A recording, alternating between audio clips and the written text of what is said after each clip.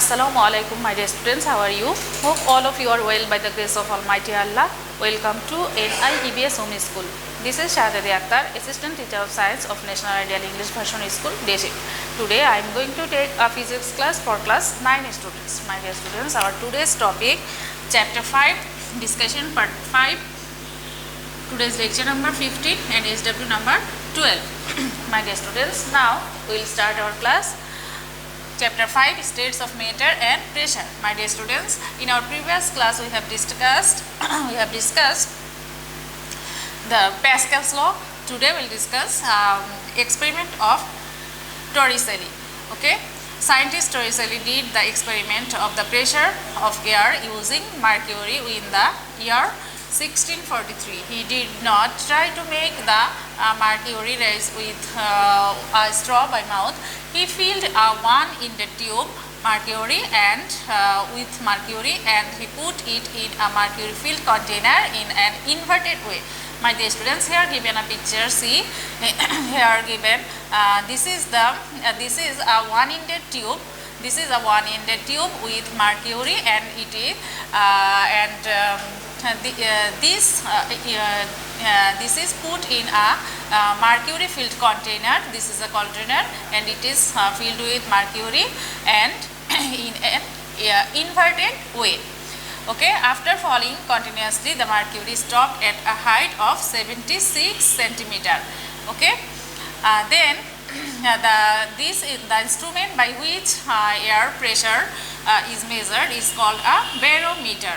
Okay, this is the instrument by which air is pressure measured is a barometer, and till now the pressure of air is measured by a barometer which uses the process of Torricelli. The height of the mercury column becomes more than 76 centimeter if the air pressure increases, and if pressure decreases the height becomes less than 76 centimeter.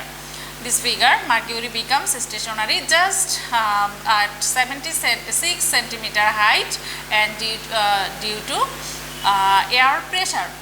Okay, now come to next topic, elasticity. My dear students, this is important topic.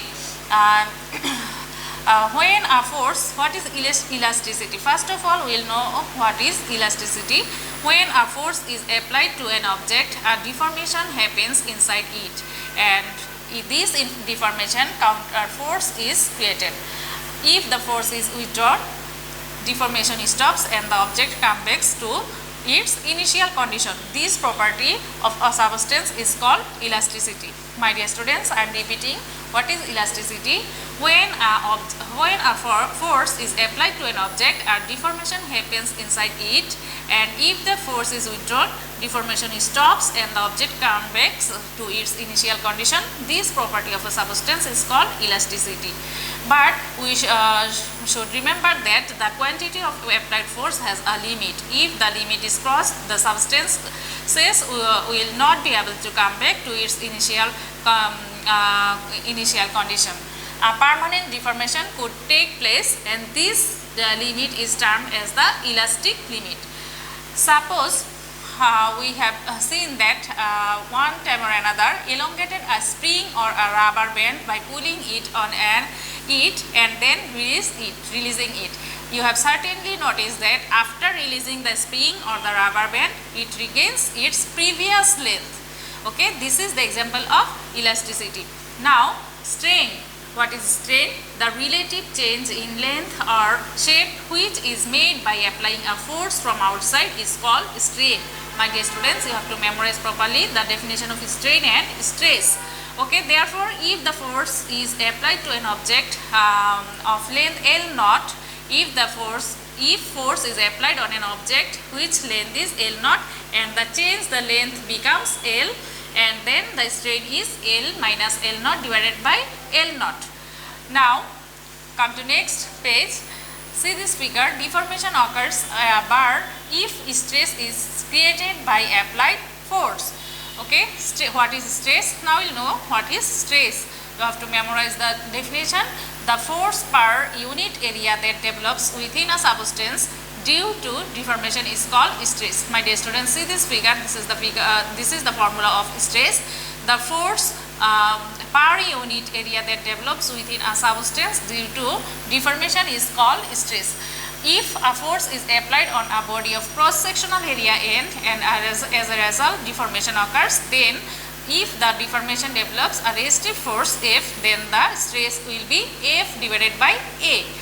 Okay, see this figure. Suppose this one is a bar and the primary length of this bar is L naught, and when we applied force, that means then the length will be capital L.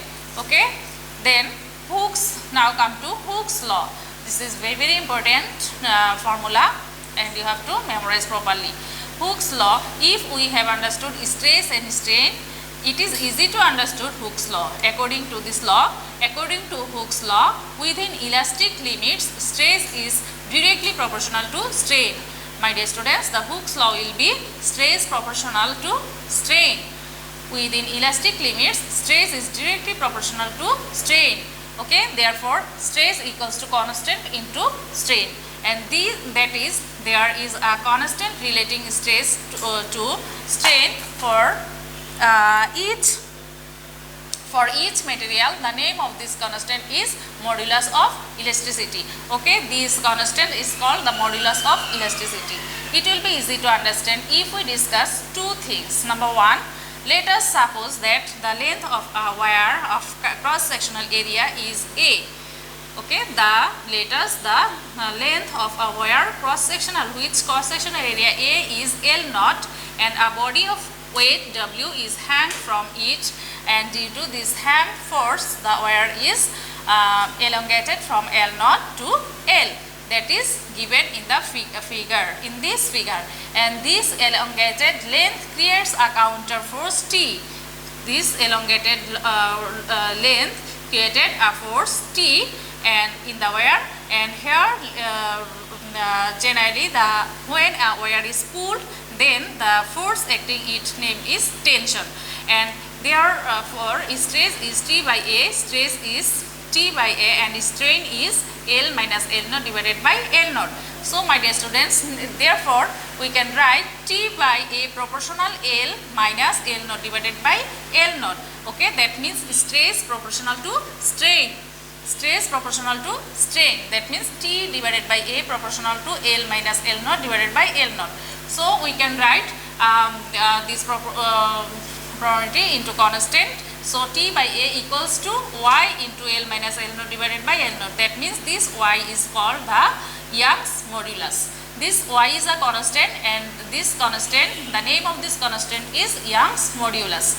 As strain has no unit, so the unit of Y is Newton per meter square. And Young's modulus of some substances are given in this table. My dear students, you have to memorize properly this table.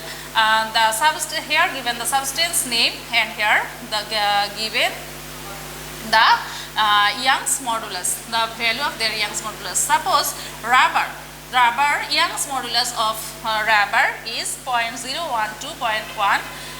The bone or Young's modulus of bone is 9. The Young's modulus of wood is 10. The Young's modulus of glass is 50 to 90, aluminium 69, copper 117, iron 200, and diamond is 1220. Okay, my dear students, now come to next number 2. Let us consider in normal condition a gas of volume V0 is contained in a cylinder. Suppose this is the figure, and due to the application of pressure P, its volume is reduced to V in that figure, that is given in the figure. Due to the application of pressure P, this volume is reduced, that is V, and here P is stress and strain is V minus V0 divided by V0. My dear students, from this law, according to Hooke's law, we can write that P is strain, stress, and stress is V minus V0 divided by V0. So according to Hooke's law, we can write P proportional to V minus V0 divided by V0. And here therefore we can write P equals to B into V minus V0 divided by V0. Here V is a constant, and this constant name is bulk modulus of elasticity, and unit of B is Newton per meter square or Pascal. My dear students, from this above discussion we have learned that what is Young's modulus, and here another modulus, that is bulk modulus of elasticity, and these two topics is very important. You have to memorize properly. Here given this figure, if the pressure is applied in a confined air, the air is compressed, and that is given in this figure. My dear students, come to next lesson, 3 states of matter, that is solid, liquid and gas. Molecules, we know molecules are not fundamental particles. Molecule consists of atoms, and we know the atom consists of electrons and nucleus, and we know nucleus consists of protons and neutrons, and proton and neutron consist of quarks and the scientists are assuming that the electrons or quarks are made of strings. Okay, then since the properties of a matter exist in molecules, molecules are considered the smallest unit of matter.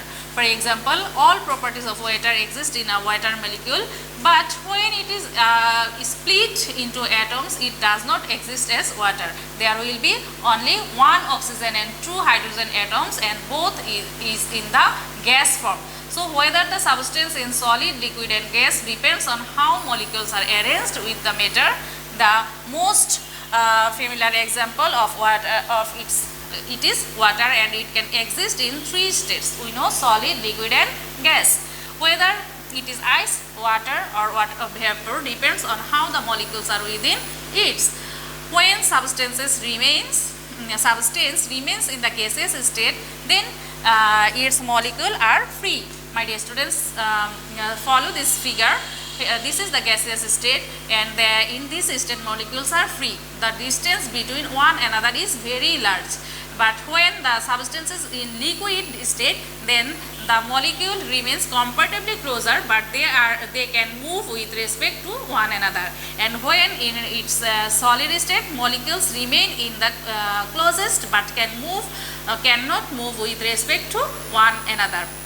And the distance among the molecules of a gas are very large. That is, we have seen in the figure, and those substances have no regular volume and shape. Molecules in a liquid remains closer, and they have a particular volume but no regular shape.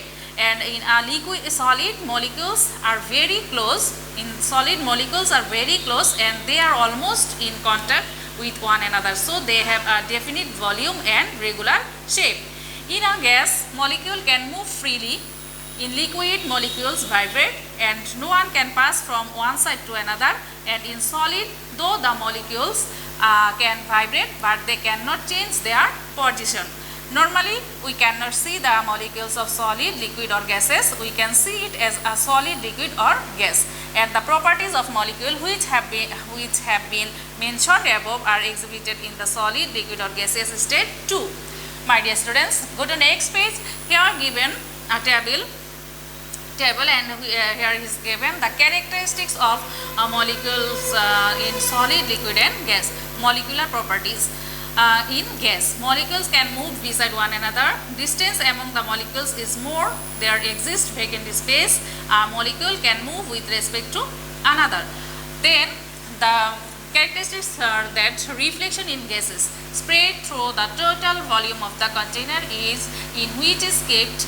Gas can be compressed by pressure. Gas can flow easily.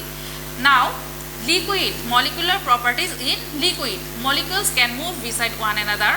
Molecules are very close together, so there is no vacant space. And reflection in liquids can flow easily. Molecules can flow easily in liquids and gain the shape of the container in which it is kept. Liquid cannot be compressed by applying pressure. Now, molecular properties in solid. Molecules are rigid in their own position. There is no distance among the molecules, and molecules are confined to their own positions. Now, reflection in solids, there is a definite shape, cannot be compressed by pressure and cannot be made by flow. My dear students, now come to molecular kinetic theory of matter. Molecular kinetic theory of matter is established upon some axioms of one of which is number 1, a force is force of attraction acts between two neighboring molecules of a substance, and it is known as intermolecular force. Number 2, the force is the strongest in solids, so they have a definite volume and a regular shape. Number 3, intermolecular force is weaker in liquids, so they have a particular volume but no regular shape.